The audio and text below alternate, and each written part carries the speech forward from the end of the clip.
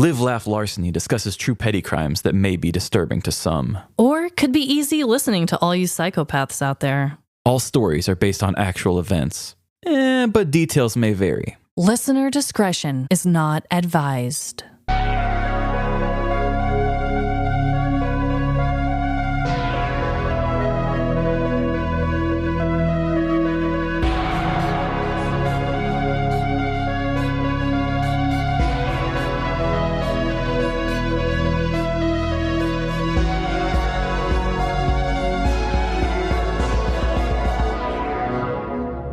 Live, Laugh. Larceny. Welcome to Live, Laugh, Larceny, the show that picks the kids' table for the conversation. This is Trevin. And I am Amanda. I love a good kids' table. Oh, yeah. I mean, they're always talking about butts and they're giggling. Yeah. That's way different than what's happening at the adult table. The adult table is far too serious, in my opinion. Agreed. But Trevin, Yes. what is your dreadful dilemma this week? My dreadful dilemma is that we are getting into the colder weather time. Mm-hmm. And I'm sure a lot of people are like, well, we've already been there. But the Midwest is so fickle. We went to Massachusetts and it was very cold there for a while. And then we came back here and it was warm again. And so I was prepared for jacket weather, then shorts. But anyway, I'm getting to the point in our temperature of the house where 69 doesn't mean what it used to be. You know what I mean? Like now I'm experiencing a winter 69 and I used to have a summer 69. I'm just experiencing how that difference is, you know, because in the summer you're like, ooh, turn the AC to 69 and just feel good. Uh-huh. But in the winter, I keep the heat around 69, but it feels so much chillier in the winter times. So now I'm experiencing what I call the winter 69. Oh my God. I had no idea. But now that you're saying that, that actually does make a lot of sense. When you first said 69 doesn't mean what it used to mean in my household, I thought it was going to get much more risque than what you just said. Well, gotta stay warm in the winter, y'all. One way or the other, with body heat or with the heater. Mm-hmm. Wow, that is dreadful, though. Nobody likes a winter 69. No, it just doesn't feel the same. It's just something about the way the air feels on your skin. You know what I mean? When you're getting the breeze of a cooling effect, it's much different from we're working our way to get you to 69. Yeah, the working its way up is always the struggle. Mm-hmm. I can't.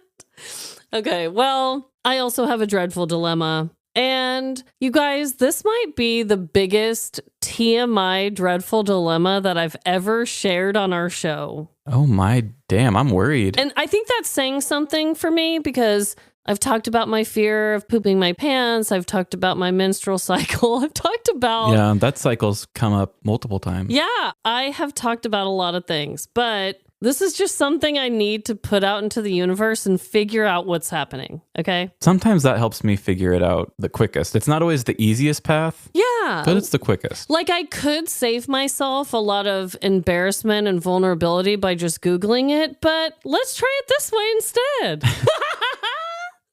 So, long story short, I haven't breastfed in 21 months. I added it up, okay? In January, it's going to mark the 2-year mark that I haven't breastfed a child to my teat, okay?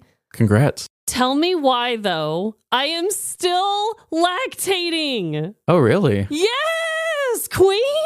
Damn, queen. At least you don't smell like milk. Oh, Because I do. remember back you used to a lot, real I bad. still do on occasion, and that's one of the dreadful parts about this. So it's not a bunch of milk, obviously, but there will still be times, and I know that this does happen in the shower. I mean, in the shower, it does it with your snot, with all the liquids. So like sometimes in the shower, milk will come out, and it still does it. It still will do it sometimes when I'm not in the shower. And my bras still smell like milk sometimes. Oh my gosh. I'm surprised you haven't done more like Googling or something on this. I know. Well, I've done a little bit, but not a ton. Like, should a doctor be involved? Should we like plug your duct up? Well, I don't know, but this is another ridiculous part to the dilemma. So I actually used to think it was cool. And I would tell Jordan, I was like, I think it's awesome that I'm still lactating because what if I got trapped out in the wilderness and I needed to survive on my own supply? Hell yeah. And then also, this was another thing, and he kept telling me how ridiculous I was. But I was like, what if I find a random baby out in the wild one day and I get to nurse it back to health? It is good to be prepared for every irrational situation that could ever happen. I totally get this. I'm the same way with keeping trash because you just never know when somebody's going to show up and say, I need trash to survive. And I'm like, thank you. I kept the box to every phone I've ever purchased. Exactly. So like part of me is okay with it. And part of me would like to keep a little bit just in case, right? It's almost like a superpower if you're not actually needing to use it. Yeah. It's kind of fun. So part of it's dreadful, but then again, part of me would be a little sad if it was fully gone. So I'm kind of like in this weird scenario. And I just am curious how long it took for other moms out there. I'm really curious. Please let me know. It's almost like the universe is asking for a Pumping Girl reboot. I know. The rebirth of Pumping Girl. Damn. The people need your milk again. The people need you to pump again. So I'm really sorry I just talked about my nipples, but in the club, we're all fam. Isn't that what the kids say? Yeah, and honestly, if we become the $1 Million podcast that I believe we are capable of being, I would think that those knockers would be like a major part of the show's success as well. Like if you become Beyonce, I think you should get them insured. That's a really good point. So people need the updates. Well, thank you. Thank you for telling me I'm not crazy. You're not crazy, and I'm sorry that it's happening. But I hope it's an okay thing, too. I know. It's very conflicting, as you can tell. But this week, this is our Thanksgiving episode. Yes, everybody. Tomorrow is the day, so I hope you all are emptying out the stomach for the big meal. Oh, is this coming out? Yeah, the Wednesday before. Oh my gosh. Well, I know not everybody celebrates the holiday, and that's totally chill. We just like a good themed episode. That's true. We really do. And this week, we're going to be doing some trivia. Whoa, Trevin. We do not have the rights to say that. Let's have a fun time. We certainly are. And I found what I find to be a fun Thanksgiving fact. I know things have been a little odd around here, but I do intend to try to stay as wholesome as I can today. Oh, nice. I love a wholesome attitude. So I'm going to give a historical trivia question around the holiday that will be happening tomorrow. Okay. And so here's my question.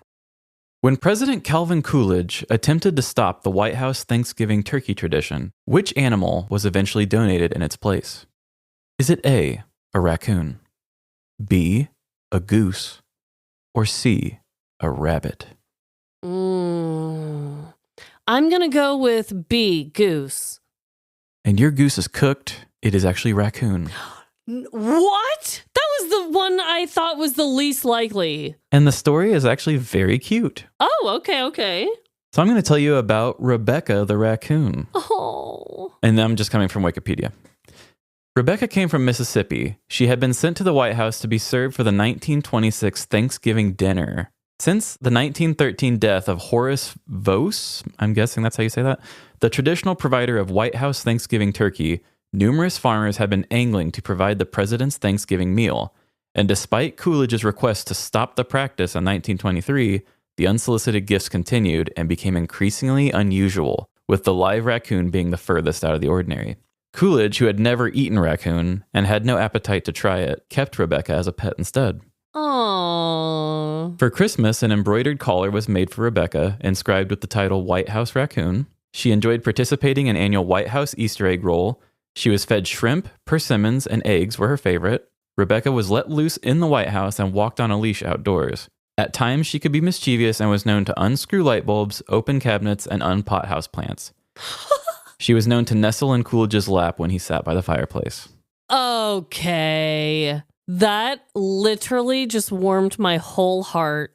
I thought you would probably like that. They did try to get him a male companion named Reuben for a while, which I guess he was acquired by a White House police officer. However, Rebecca and Reuben did not get along. Reuben frequently escaped being recovered by White House staff. One such instance created a traffic jam. He ultimately disappeared without a trace. Grace Coolidge wrote about the incident. Rebecca had lived alone and had her own ways so long that I fear she was a little overbearing and dictatorial, perhaps reminding her spouse that she was living on her bounty. How about it's the opposite? How about it's not that she was too controlling and too stuck in her ways? What if he was just really annoying and Rebecca was like, listen here, dude, you can't be acting like this. She's like, who told you guys I needed a male companion? I don't need a male companion. Snaps for Rebecca. I just need my shrimp and I just need my eggs and I just want to be mischievous all by myself. Yeah, unscrew light bulbs. Here's a picture of Grace Coolidge with Rebecca for you to see.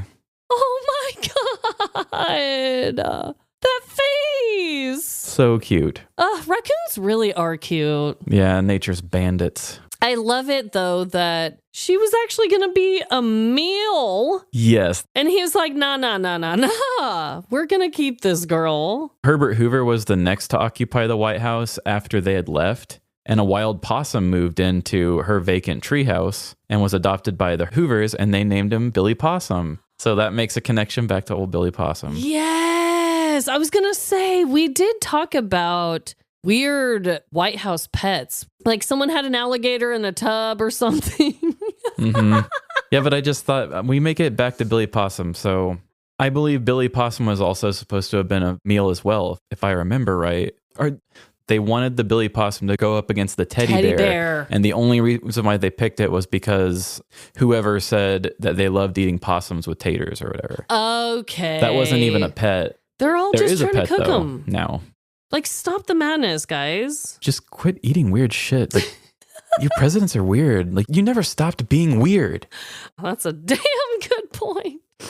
Well, I also have a trivia question for you. Okay. Let's hope that you can do better than I and get this one correct. I believe in me. Yes, me too. So, Trevin, I'm going to talk about everyone's favorite Thanksgiving delicacy. Shrimp. No, I'm going to be talking about cranberry sauce. Oh, we don't do cranberry sauce in my family really, but Emily loves drinking cranberry juice and stuff around this time of year. Oh, yeah. Cranberries are supposedly very good for you. I don't know. So, my question is, it takes approximately how many cranberries to make 1 can of cranberry sauce? Is it A, 50 cranberries, B, 200 cranberries, or C, 400 cranberries? You said just a can? For one of those traditional, like ocean spray cranberry sauce cans, how many? 50, 200, or 400? I'm going to say 200. And you are right! Yes, I was going to say 50 is way too small, but 400 felt big. Exactly. So, yes, it does take approximately 200 cranberries per can. And I just wanted to give kind of a little backstory too, and I also am coming from the cranberry sauce Wikipedia page. Oh, we've been using Wikipedia a lot lately. We really have. Donate to Wikipedia if you can. Yeah, they remind me every time. Oh, they do to me too, and I'm like, I'm sorry, I'll do it one day, okay? Yeah, get me to 40,000 listeners and I will donate. So, cranberry sauce was first offered to consumers in North America in 1912 in Hanson, Massachusetts. Canned cranberry sauce appeared on the market in 1941, allowing the product to be sold year-round. Cranberry sauce can be used with a variety of meats, including turkey, pork, chicken, and ham. I am curious. I kind of just want to put out a poll, just very simple poll that's like, do you eat cranberry sauce during this time of year? Apparently, when I was doing research on this too, in the US, we tend to eat it more during Thanksgiving, but like in the UK and other places, they eat it more during Christmas. I feel like cranberries does definitely spill just into both a lot. Yeah. Or at least from what I see, but definitely Thanksgiving is the kickoff for it. Yes. Huh. Like I said, my family's not really been into it. I think it was last year or the year before somebody made it. I think my mom was just trying to be kind of experimental and being like, this is a normal thing that we never do. Yeah. And everybody was just like, Ew, gross. what the hell you bring this over here? What am I supposed to do with it? I will be curious to see if it shows up this year. I'm curious too. If it does, take a photo. I've never had somebody make it themselves. I've always just had it in the can. And I'm not going to lie, you guys. I am one of the weirdos that does enjoy a tiny bit with my meat. Oh, yeah. I don't mind sweet stuff with me. Oh, yeah. Like Chinese food is sweet meat. Exactly. But no, I know a lot of people don't like it in reality. So when I was saying it was everyone's favorite, trust me, guys, I know. Sarcasm. So, you know what I'm going to tell you about that isn't in a sarcastic manner? Raccoon recipes? No, you nut ads.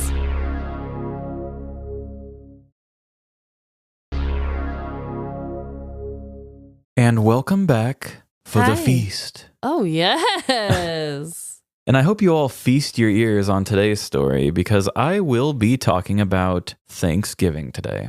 You know, it's always a weird holiday for me to cover. It's actually a very flexible holiday in that you have Black Friday and you have Thanksgiving and you have the different angles to all of it. And you can even pick up the historical side of it.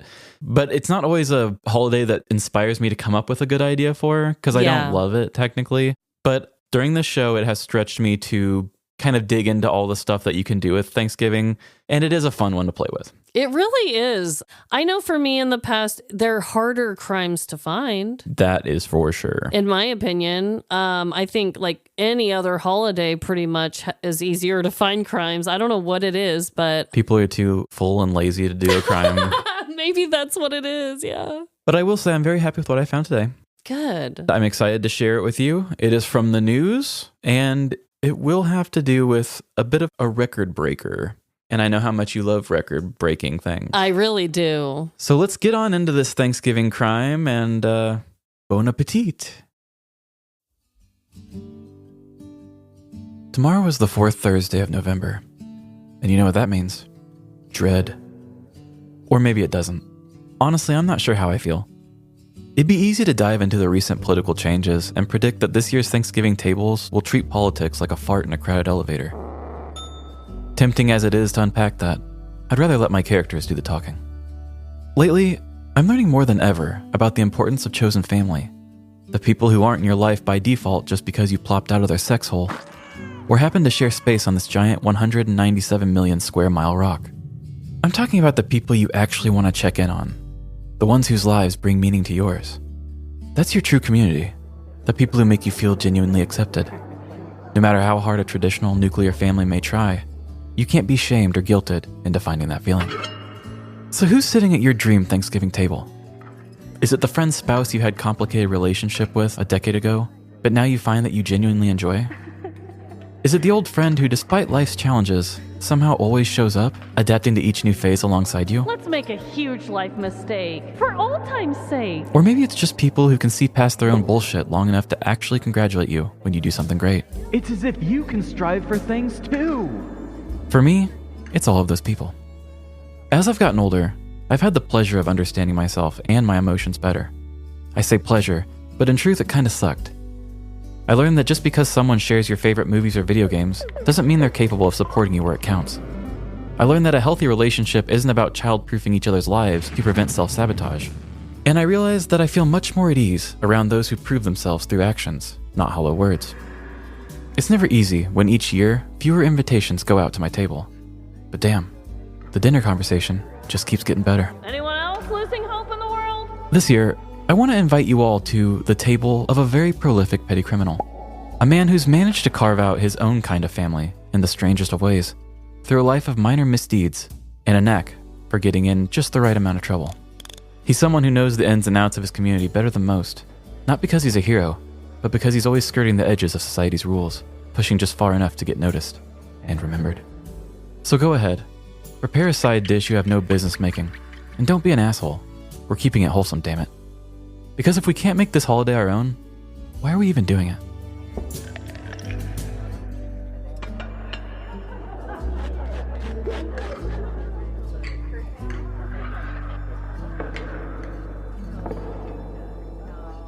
A big, beautiful turkey sat proudly in the middle of a large family table, both the centerpiece and the main course. Its charred skin glistened, having been lovingly basted, tenderized, and rubbed down by masculine hands for hours. It was Thanksgiving Day, 2013, and dinner was about to begin. Okay, everyone, let's go around the Thanksgiving table and say what we're thankful for, Announced the mother, standing in her turtleneck sweater dress, beaming at the family gathered around her. I'll go first. The many members of the large family groaned, not thrilled by the prospect of forced sentimentality in this packed house. I just want to say that I'm thankful for my husband and the gorgeous bird that's gracing our table. Honey, even though you haven't emotionally connected with me or the kids for years, seeing how deeply you connected with this big pile of meat gives me hope that maybe, someday, you'll find a way to connect with us, too. It's a shame men only cook once a year, because the way you handle that meat was, well, sexy. That was gross. Guess I'll go next, Ma. But first, can we talk about the burnt green beans? And are you sure you put enough butter on these potatoes? Ma, I know you cook every meal I eat, but could you maybe step it up when we have company? Actually, I'm thankful for Dad's turkey, too. Cooking may be for girls, but I'd never insult Dad by pointing that out. Every ingredient he probably just eyeballed and threw together randomly is obviously better than anything you spent days measuring and planning. Kelly Kay shifted in her seat, uncomfortable with her brother's comments. She leaned toward her mom and whispered, Are you really gonna let him talk to you like that? That's just how your brother shows love, Kelly. Her mom replied, clinging into hopeful denial. All the men in this family have their own love languages. I'm sure this dynamic is just unique to our family, and definitely not a reflection of how our entire society treats women. Let's just let this one slide. Bigot Bob, would you like to share what you're thankful for? All heads turned toward the dirty old man next to Kelly, her father's brother, whose bigoted ways had long earned him the name Bigot Bob. I'm thankful for my alabaster skin, big trucks, Confederate flags, and the fact that in a few years, a presidential candidate is going to speak directly to my intolerant ways. And you will all support him too, because you're already tied down to your religious and manly ideals.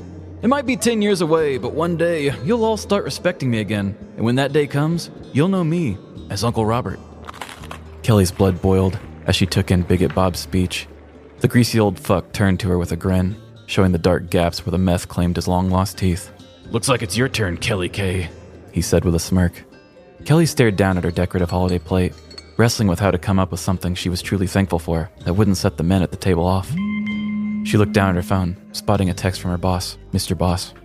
Forcing a cheerful tone, she said, I'm thankful I just got called into work.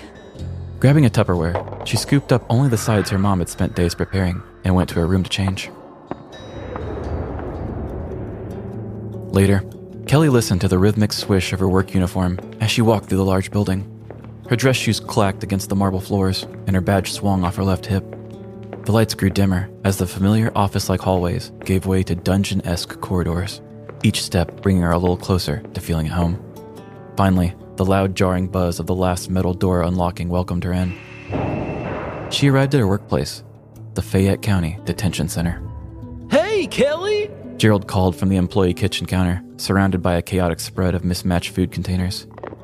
I brought some of my mom's mashed potatoes. Kelly announced, setting down her to-go lunch for their Thanksgiving prison guard feast. Dude, your mom makes the best potatoes! That's definitely what I'm thankful for this year, Gerald exclaimed, eagerly making space on his plate for Kelly's contribution. Let's dig in before our guest of honor arrives, Mr. Boss said, motioning them over to the lunch table. Together, the work family of prison guards enjoyed a hodgepodge of shared dishes, swapping stories about memorable moments with inmates over the years. Remember when that guy stuck a whole orange up his ass? Each time someone spoke, the others listened, and Kelly found comfort in the easy camaraderie. No one here was taking pot shots at her mom. But just as the laughter hit a high point, a familiar sound cut through their gathering. That must be the transport van. Kelly said. Time to go greet the legend himself, Gerald replied with exaggerated anticipation. The co-workers untied napkins from around their necks, readying themselves to receive a high-profile criminal from the local police. They filed out through the heavy locked door toward the intake area, where the men took charge of the prisoner, while Kelly greeted the transport driver. You sure you got enough manpower for the sick bastard? The driver asked, eyeing Kelly with concern. She took in his overly serious expression, not sure if she'd seen him on a run before. They say he's been arrested over 1,500 times. Just don't want to see you get hurt, little lady. Kelly rolled her eyes internally, careful not to deflate his puffed-up sense of duty. We've got this, she replied firmly. Now go on. Get back to keeping our streets safe. The man rolled up his window and pulled away, leaving Kelly to join her coworkers and the man with over 1,000 arrests. The other guards had already left, giving the criminal only a brief glimpse of the outside before he was led through the heavy prison doors. Kelly trotted down the hall towards cell block 69, where a familiar chamber awaited. It's just as I left it. Came a voice as she rounded the corner. Kelly! The same voice called her recently incarcerated guests. I hope everything's going well in your life. You've been on my heart a lot lately. But let's skip the small talk. I know it's a big holiday. What's for dinner? Kelly looked at him, hands rubbing together in eager anticipation. Henry, you know all we've got is gruel. My favorite. He said with a mock gratitude. If it's not too much trouble, could you at least put some gravy on it? With a wink, Kelly headed toward the cafeteria and got a large helping of the grayish gruel. As she walked back down the corridor, she looked down at the colorless slop, jiggling and wobbling like flubber on a subwoofer. It turned her stomach. She thought about how genuinely happy Henry would be with this awful mush, and how he never complained like her entitled brother did. Come on, Ma. Yet her brother would always get privileges, while Henry found joy in whatever scraps he was given. With a smirk, Kelly veered off her path and re-entered the break room. Scanning the assortment of food containers, she spotted exactly what she was looking for.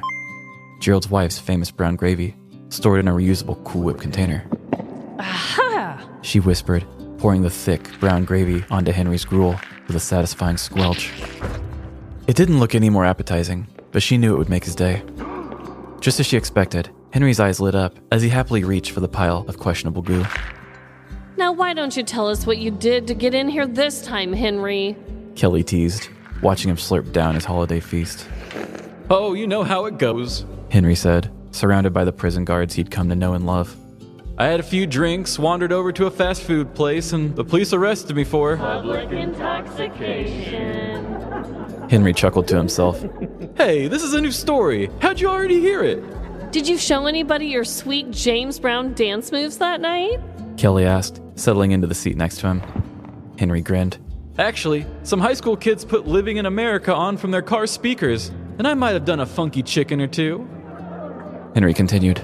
And how are your kids, Mr. Boss? Are you raising the next generation of managers for our workforce? My 2 daughters certainly boss me around. The guards and Henry laughed together, feeling a warmth behind cold steel bars. Kelly looked around at Mr. Boss, Gerald, and Henry, savoring this moment. She'd take this odd makeshift family over whatever Bigot Bob was blathering about right now. When did comic books become so woke? The irony was both terrible and oddly comforting. That good people were behind bars, while negativity thrived. But at least somewhere, she'd found her people. Maybe just like the James Brown song that got Henry all those teenage cheers, this was all part of living in America.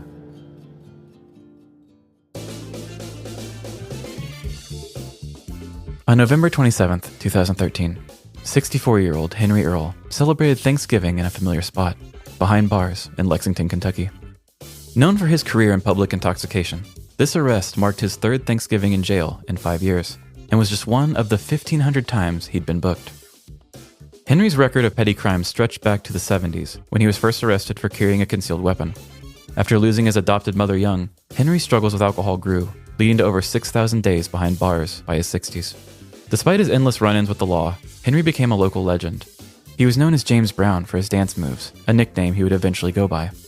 His antics made him unforgettable, even landing him an invite to appear on Jimmy Kimmel Live, which he missed because, of course, he got arrested. Henry's last arrest was in 2017, and he spent his final years in a rehab center until his passing in May of 2024. At his memorial, friends recalled his charm, humor, and his love for dancing, which left an impression that's still felt in Lexington. As Jenny Ramsey from the Catholic Action Center put it, you couldn't meet Henry Earl and not love him. Lexington will always remember its own James Brown. See what I mean? Wholesome, right? Yeah, I still found a way to work in the usual Thanksgiving stuff, but I wanted to challenge myself to stay on a positive note here.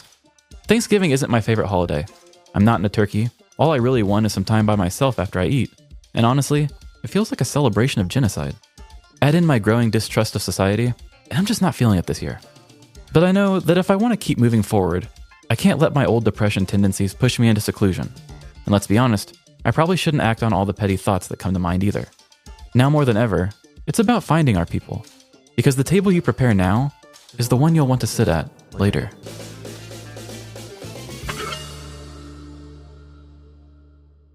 Oh my God, 1,500 times? Yes. For a stretch of his life, he was unhoused. So a lot of people think that maybe he was just kind of getting released and getting arrested and getting put back in. Yeah. But people of the community had nothing but nice things to say about him. He made it in the news multiple times, but one of them was because he spent a Thanksgiving behind bars. And so I just thought, instead of focusing on a select crime that happened on that time, how about just this man's record-breaking life of crime? My God. And then it did seem to cross over on Thanksgivings a lot, I guess. That's insane. The holidays are a tough time for people, so I could see how maybe just during Thanksgiving it got way too lit. Mm-hmm. I mean, this might be the most crimes we've ever had. Maybe we've talked about people with that many crimes, but we didn't know it. Mm-hmm. But wow. Yeah, I'm pretty sure they said he had the record. 1,500. And some people would say 13,300 something. Other people said over 1,500. It seems kind of debated, but I'm pretty sure it is for sure that he's the record holder. Whew. He had a drinking problem and also just the unhoused mix, which sucks that it has to come to that, you know. Mm-hmm. But it is nice to see that he was able to find himself around good people. Mm-hmm. And it seemed like people still remembered him fondly, which means that they probably also treated him well, I hope. We can only dream that he had a good friend in the jail, right? Right. That kind of is a huge testament to him that he was able to be remembered. I mean, in such a good positive light when most people would be like drunk, criminal, you know, all these harsh labels. But because he was such a friendly person that, yeah, maybe he drank too much and did some crazy shit, but at least he gave us all a chuckle. Yeah, it didn't seem like he was causing damage to any other person and like harming other people.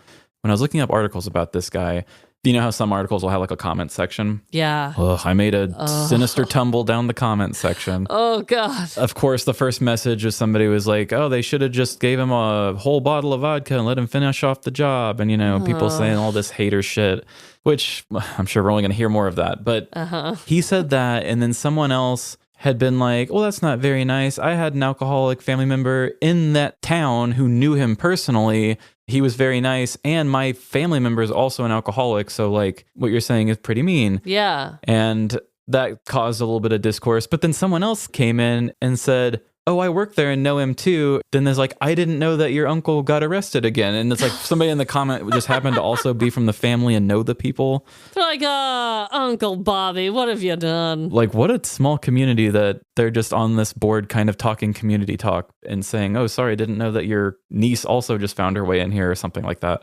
But they all just kind of happened to know each other, which I found odd. I actually think that's more common than not. I don't know how many more serious true crime things I listen to where they're like, oh yeah, everyone was on the local messaging boards, you know, and like, I think that's like a thing. Well, I mean, I get it on like a Facebook group, town. but it was just an actual news article comments, which was kind of throwing me off. Oh, okay. I see what you're saying.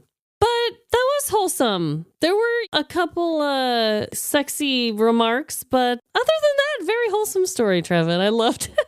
Thank you. And I do feel okay like making the jokes just because everybody felt so wholesome towards him. Yeah. It seemed from everything I understood, he was well aware of. I mean, if I'm bad for making these light jokes, think of what Kimmel probably was saying while wanting to have him on. But I definitely think that he probably did have friendly people in all these areas that were kind to him. And I'm sure he made a lot of jokes about, I'm back in here again. Totally. It's dark subject matter, but I don't mind the jokes of it. Yes. And can we give a proper shout out to our Patreon member? Kelly K, thank you so much. Thank you, Kelly K, for being a felony patron member and ending up in this story today. I had fun playing you. Yeah, you got to be a main character. I don't always get to do that for people, but I think about that sometimes. Like when I did Marty last episode, doing that, I was like, I could have easily made the interrogator a person too. But yeah, I need to get better at remembering all the different ways I can add our patrons in there because my gosh. But you can't forget Marty. Marty needs a shot. Marty and One-Eyed Tony and... One Nut. Oh, what did I say? One-Eye? Yeah, One Nut Tony. One-Eyed Tony. Now he's one-eyed. Oh, poor Just guy. keeps getting worse for him. Well, thank you so much for that. And I already know kind of a tie-in with some of the ways we wrote these. Totally different subject matter, totally different crimes. but a similar mindset. That's so funny. That's what I love so much. I love so much about our show is even when we do an episode where we are going for a tie-in, when we look for a deeper tie-in, it's fun to see what we chose to lean into. Oh, yes. And it has one, let me just say. Yeehaw.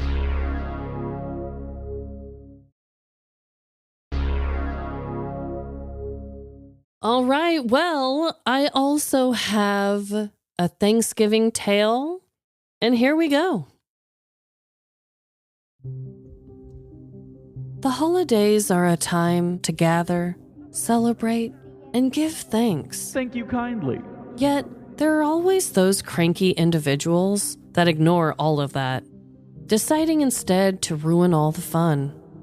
You know the ones. The family members you barely see who enjoy criticizing what little they know of your life. Don't you think you post too many cat memes on the social media?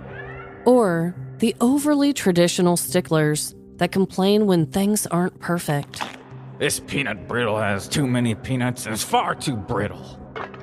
Even random drivers on the road miss the memo about having holiday spirit, flipping their least holy finger at you as they pass in a huff.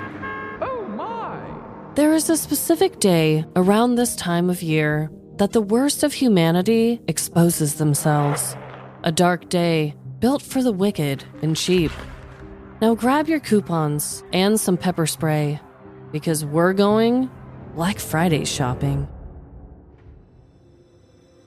32-year-old Elizabeth Macias went all out for the holidays.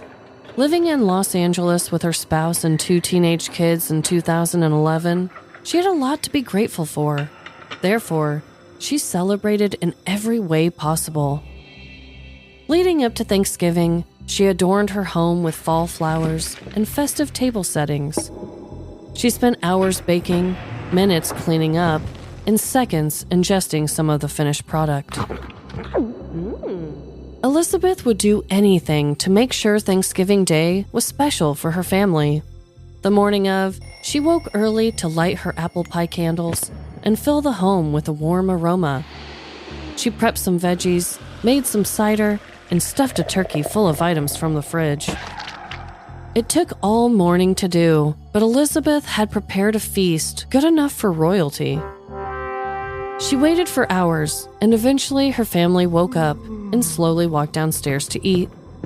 Her husband and tired teenagers filled their plates to the edges with food and began to devour it. Although there weren't kind words exchanged or any thanks given for the meal, Elizabeth still remained happy and determined that it would be a great day for all. After everyone finished eating, her husband put a football game on one television, while her son and daughter played video games on the other, leaving Elizabeth with a sink of dirty dishes and a lonely feeling inside. Even still, she knew that everyone was doing what made them happy. Therefore, she could wash the dishes with a positive attitude still intact. The rest of Elizabeth's day was spent watching Hallmark holiday movies while her husband napped and her kids gamed. Every once in a while, the kids would pop in, talking to her briefly. Yo, Mom, we need snacks. But other than that, it was a very quiet and peaceful evening. As the sun set, Elizabeth worried if it was too late for the family festivities she planned out in her head. She sighed as her husband snored obnoxiously on the couch next to her. Hope began to drain from her heart when she was suddenly grabbed by the shoulders. Mom, we gotta go to Walmart now. Xbox 360s and the games are on sale. Her son exclaimed from behind her. Yeah, Mom. All of our friends and their moms are already there. Her daughter muttered out with an unimpressed tone. On one hand, Elizabeth was happy to finally have a conversation with her offspring. But on the other, she was heartbroken to hear that other moms were doing something better than she was. Oh my gosh, guys, I'm so glad you're off your game. I had no idea there were any sales going on that you wanted to— Mom! Elizabeth was cut off by her son. You gonna take us or nah? She grabbed the hands of her children and said cheerfully, Whatever I have to do for you to have the best night, sign me up. It was an awkwardly silent ride to the store, with both teens on their cell phones and Elizabeth in the driver's seat. She fantasized as she drove about her snagging the first unveiled Xbox, regardless of the crowd of other parents. You deserve this more than us. In the fantasy, her children finally told her thank you for the first time in years. Thanks, Mom. You're better than any mom ever. And the crowd of Walmart employees erupted in applause. I wish you were my mom. The blissful image was quickly snatched from her mind as her teens complained from the back seat. Are we there yet? Oh my God, I'm gonna puke if we don't get there soon. Elizabeth chuckled, enjoying this rare quality time with her kids.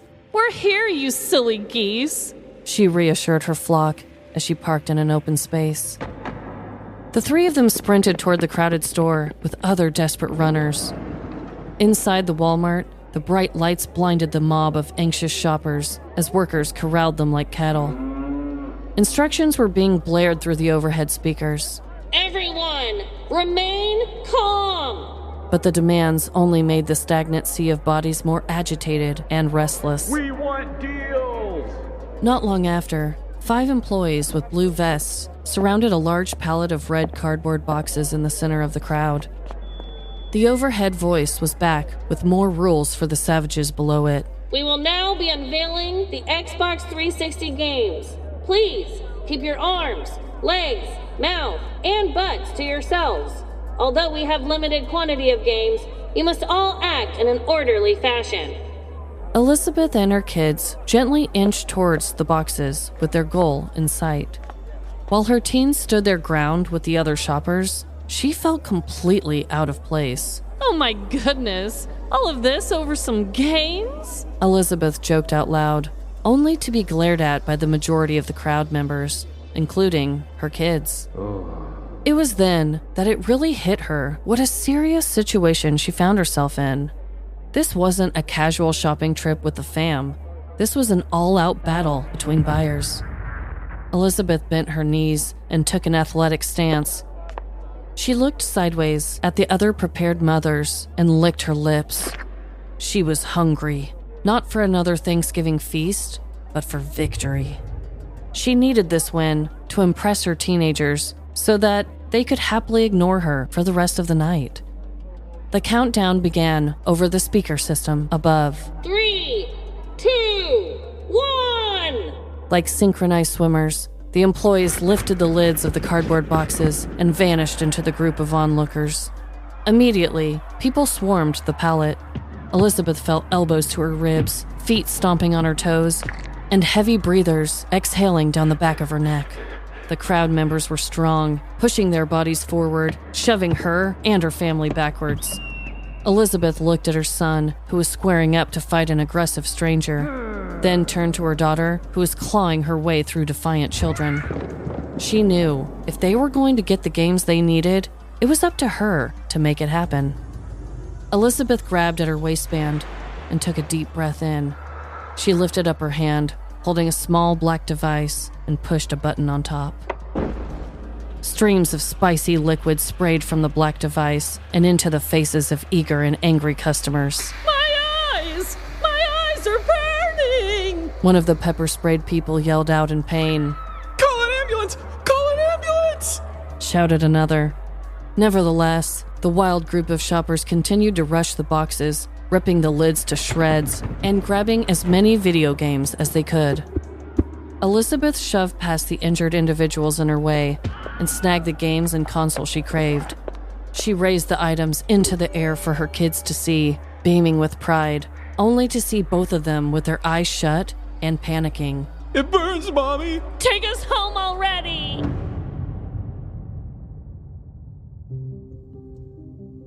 During Black Friday sales on Thanksgiving night of November 25th, 2011, shoppers gathered at the Walmart in the neighborhood of Porter Ranch, LA, California. The large crowd gathered shopping for discounted Xbox 360 video games. When the crowd began rushing toward the unveiled boxes of games, pepper spray was released into the air. The burning liquid affected 10 to 20 people in the Walmart store that night, and the hunt for the spraying assailant was on. Local police held a press conference asking for tips in the case and described the criminal as a Hispanic woman, 32 to 38 years of age, 5'3", 140 pounds, and wearing black pants and a black sweater. They also said that the woman's action didn't appear to be in self-defense. Officials urged anyone with information to come forward. The following evening, on the official Black Friday, 32-year-old Elizabeth Macias turned herself in to the Los Angeles Police Department's Devonshire Station in North Ridge, California, at around 8:30 p.m. Although she identified herself as the pepper sprayer, she declined to answer their questions and was released the same night. According to the media and police officers, Elizabeth allegedly used the pepper spray in multiple locations throughout the Walmart to gain quicker access to the deals on her shopping list. Yet, according to Elizabeth, she fired the pepper spray only after other shoppers attacked her 2 teenage children. Regardless of why, Sandy Gibbons, a spokeswoman for the Los Angeles District Attorney's Office, gave an official statement saying, "We have reviewed the evidence and made the determination that it did not rise to the level of a felony filing. We referred the case to the city attorney's office for consideration of misdemeanor charges." Ultimately, no charges were ever given to Elizabeth for the pepper spray incident.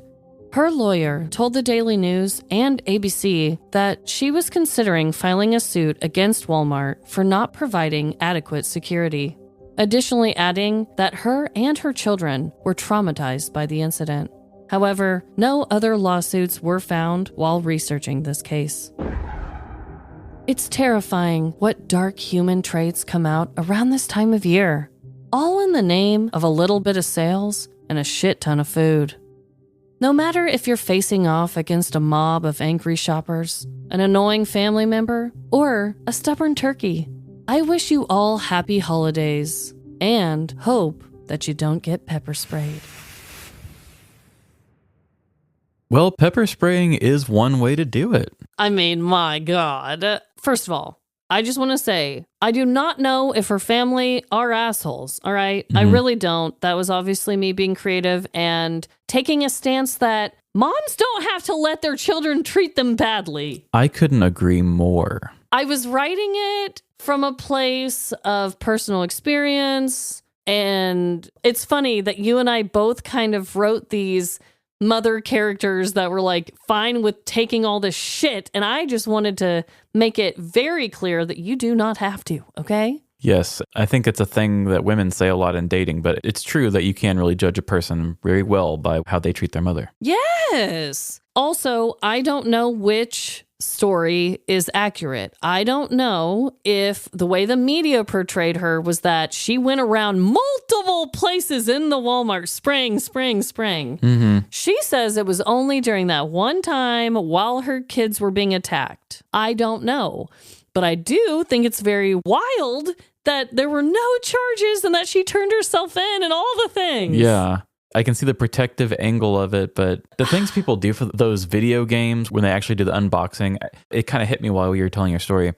Maybe that's why we see less crimes in Thanksgiving now, because everybody's just doing like Amazon and having it shipped to their house and stuff. It's not a sport, you know? Exactly. And this was back in 2011, which I somehow wanted to make that more known because I do feel like there's been a very drastic shift in Black Friday and Cyber Monday and all those things. Which I'm glad that we don't have them on the actual holiday anymore. Right. That I do kind of miss back when those who put in the more effort physically, not so much in like the way that you're throwing people to the ground, but I mean like there used to be a time where it meant something, you know, where you will go out and stand in frigid cold at 3 a.m. waiting for it to open at 6 o'clock on Friday just to get the doorbusters of the first like 50 things that are actually cheap. Right. Now it's just everything's pretty much available because we just make cheaper versions because we'll just get people to buy it. Yes. Capitalism is way more accessible now these days. Yes. And the physical side of it's taken out. So we can't even get exercise.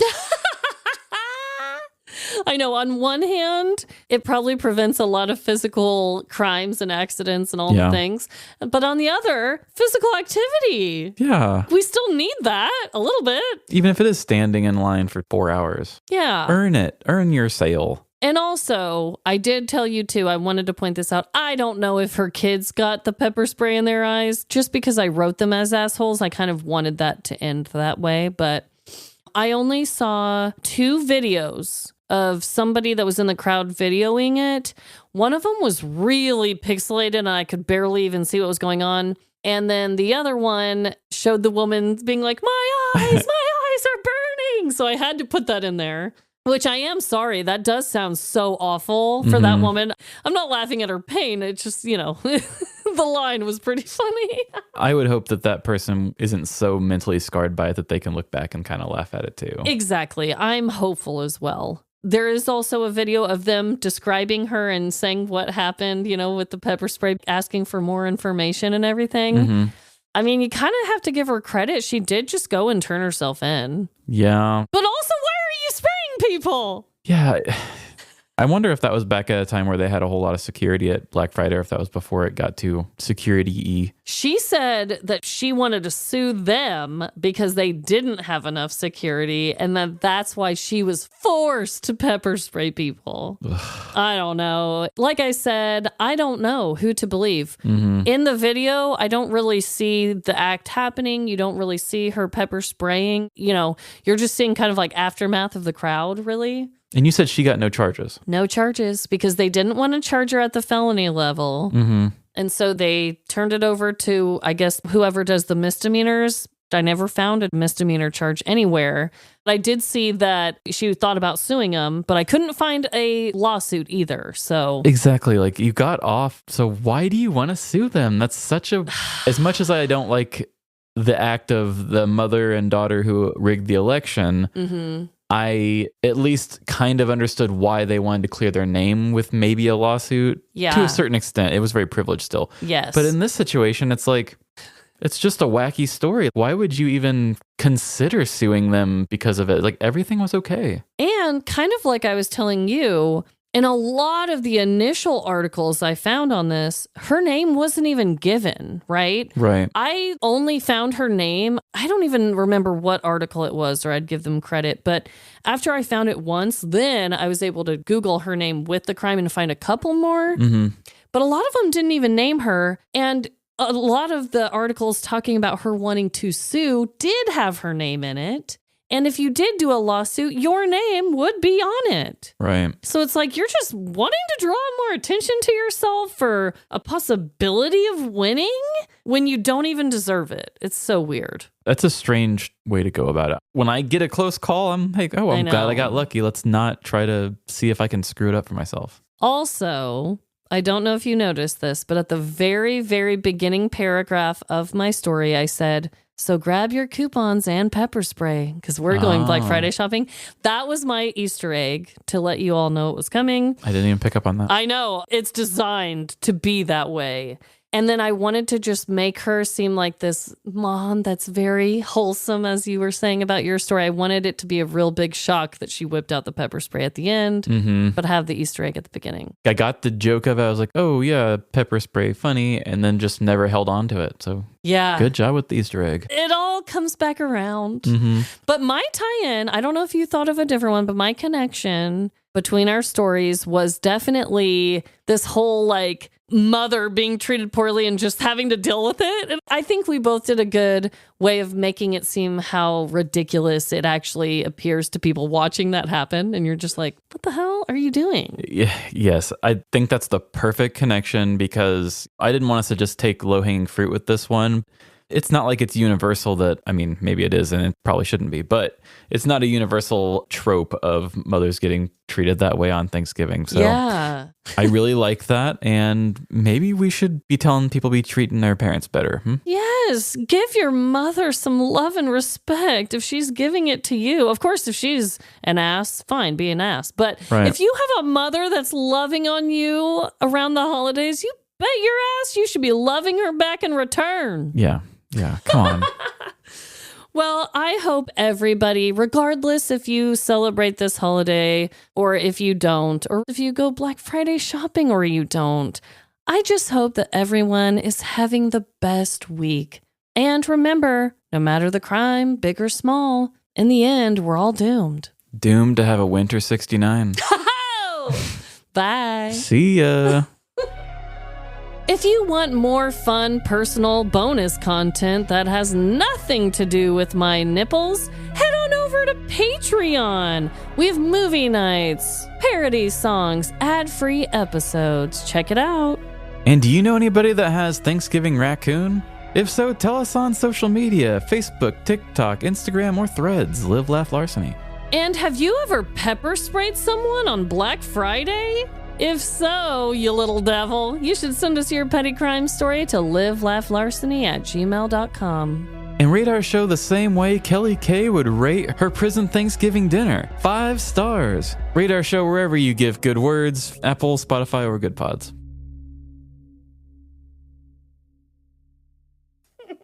Sex hole Is that too much? plopped. That's the beauty of birth. Emily always gets so like weirded out when I do like kind of gross sounding things like that. But then I was like, Amanda literally just told one where she said he retracted his ball sack in fear or something like that. And she's like, oh, well. She's like, you're both nasty. She's like, all right, I guess. But she's just like, not appropriate.